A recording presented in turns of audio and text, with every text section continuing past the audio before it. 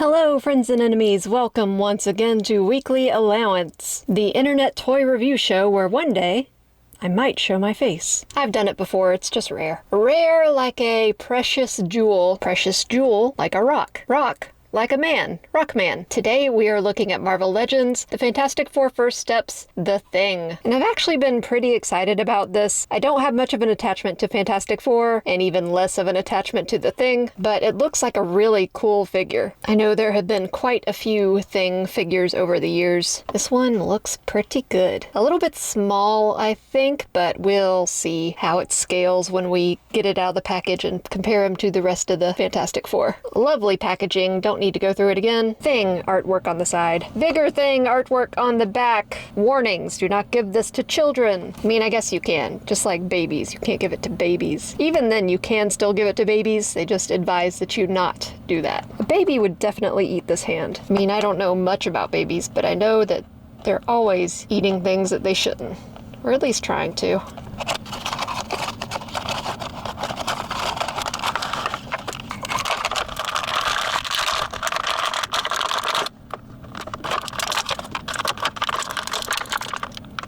When I take figures out of the packaging for the time lapse, sometimes I'll do like a little wiggle. I try not to wiggle it too much because I really hate it when people do that. Like when an influencer lifts up a product to show it off and they're just like, for 5 seconds, like, okay, I get it. Even worse is the tapping, when they tap their nails on whatever they're showing.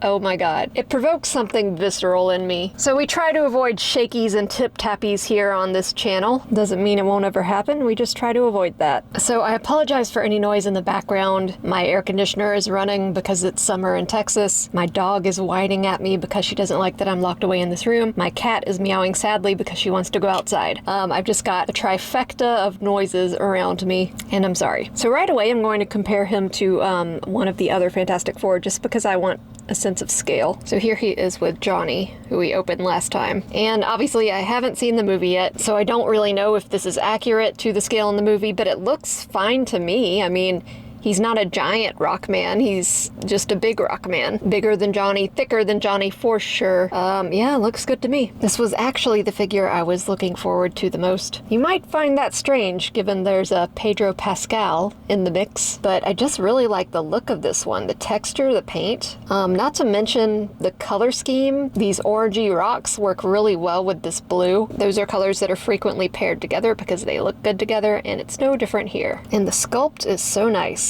There's some deep, craggy recesses, a lot of variation in the rock, and the paint is really good too. It's appropriately shadowed in the shadowy areas, light in the light areas, the surface areas, a lot of different planes on these rocks. I don't know if I should call this likeness because he is a rock man, so they don't really have to get the actor's face perfect.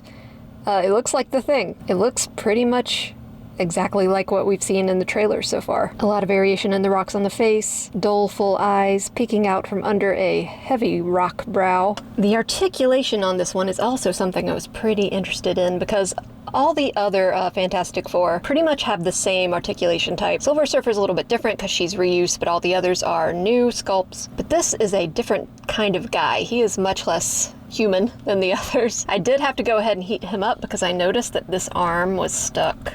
But now it's moving fine. It's still a little crunchy. It looks like he's got a dumbbell joint for the head, so he does get some good movement out of that. Not a hinge on the neck like the others, but yeah, it works really well here. Got a big chunky arm. So I thought this was interesting. The bicep swivel is less of a swivel and just a separate part. The forearm plugs into what is basically the shoulder part, but that's hidden under this separate kind of bicep sleeve. So you do technically have a bicep swivel, but it is a loose bicep swivel. It can go anywhere you want. And then underneath, there's this hinge joint and a swivel for the forearm. This is tight too. I should have just heated the whole thing up, I think. Yeah, these wrists are tight.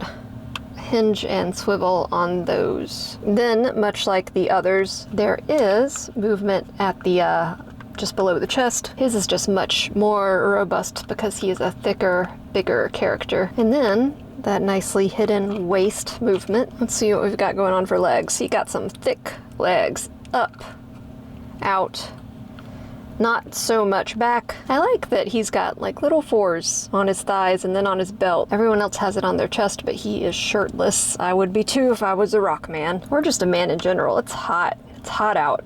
I always have to wear shirts. Double knee, and then hinge and rock on the foot. I appreciate that the foot is so large. I think that's just part of the character design, but the feet being large is really great for holding up that mass. I haven't had a problem yet with him falling over or anything. For accessories, you don't get much. You get 2 kind of like grasping hands. And that's it. As I've mentioned, Marvel Legends, not so great on the accessory front. You usually don't get much. I mean, what else is this guy going to have? The robot. There's a little robot, isn't there? He should come with the robot, or one of them should have come with the robot. Where's the robot? Would have rather had the robot than a Flame-On Johnny, that's for sure. Not that anything's wrong with Flame-On Johnny, but you know I'm a sucker for cute little robots. So let's put them all together now that we have them. We have our team assembled.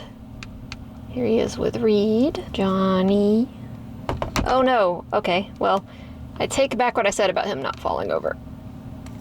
There we go, all the family together. They look pretty great. I mean, like I've said, I don't have much of an attachment to the Fantastic Four. I haven't seen the movie yet because it's not out. I'm going to see it, but I mean, just they look great together. I love the costumes. The actors all look great. The likenesses are mostly good for the most part. They just make a great line up as a team. I always thought it was pretty funny though, like you've got 3 normal people and then just a rock man. Like that's not very fair to him. Why did he have to be the rock person?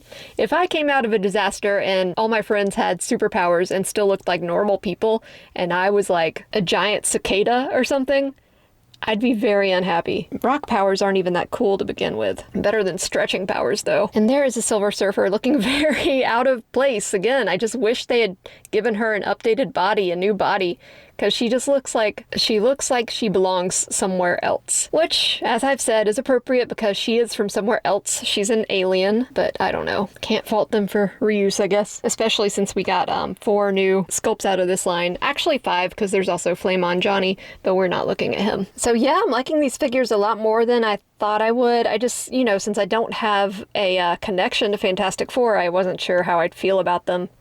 But they are very nice figures. All very well done. Just love the designs. The sculpts are detailed, the paint is crisp. The heads look nice, even though some are more in line with how the character actually looks than others. So yeah, it's just a really nice line, and I'm looking forward to seeing the movie. As always, likes and subscribes are very much appreciated. Comments are more than welcome, and I will see you guys on the next one.